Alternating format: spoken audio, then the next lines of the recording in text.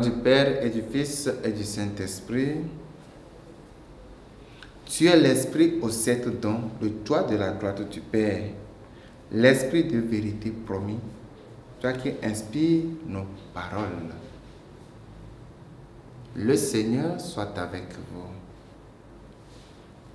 Évangile de Jésus-Christ selon Saint Luc.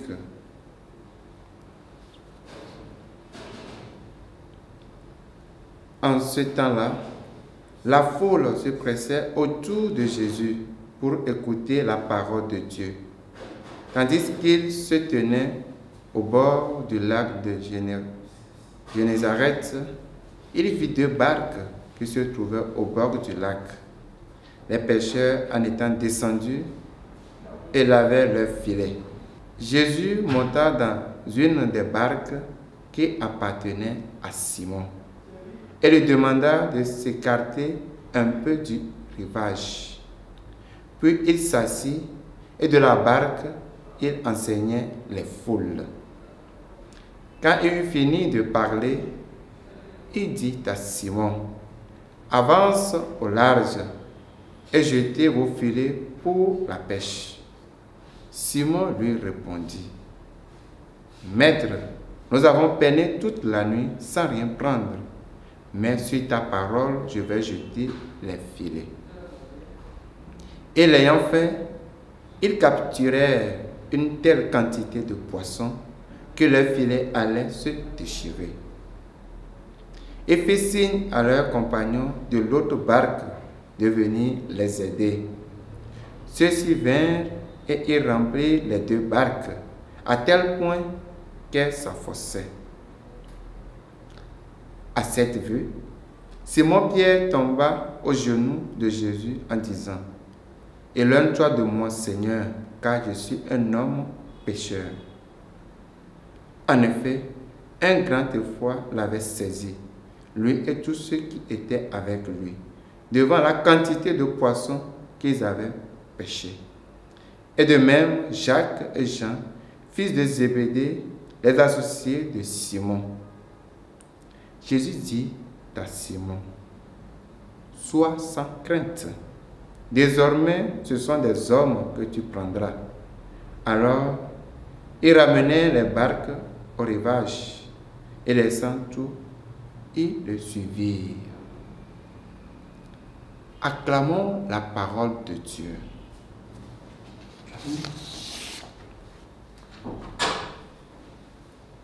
L'évangile de ce jour nous dit que Jésus se met à enseigner sur le rivage, mais la foule se fait dense. Alors, il voit 2 barques. Il monte dans l'une pour prendre un peu de distance et se fait attendre de tous. Et il enseigne. Mais il n'est pas seulement un orateur. Il joint le geste à la parole, ce qui va l'amener à faire un grand signe pour la foule qui le regarde. Il remplit les 2 barques de poissons. Et c'est là la conversion de Pierre ainsi que de Jacques et de Jean. Ce sera pour eux l'appel à la mission et la réponse immédiate où, quittant tout, ils le suivirent. En quoi cette scène rejoint-elle notre réalité d'aujourd'hui? D'abord, pour que nous puissions rencontrer Jésus, il nous faut écouter sa parole et l'écouter avec un cœur ouvert. Un cœur ouvert qui laisse place à un possible changement de vie, de conduite. Mais si écouter est primordial, il est tout aussi essentiel que nous puissions apprendre à reconnaître les signes de Dieu dans notre vie et les ayant reconnus, de les accepter comme tels. Simon reconnaît dans la pêche surabondante l'action du Seigneur. Il ne se dit pas en lui-même, c'est le hasard, c'est un coup de chance.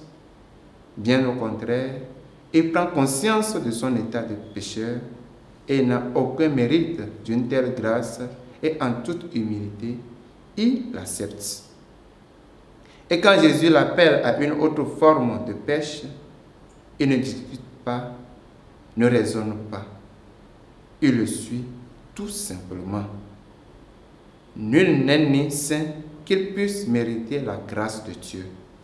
Nul n'est ni saint qu'il est normal que le Seigneur l'appelle à la mission.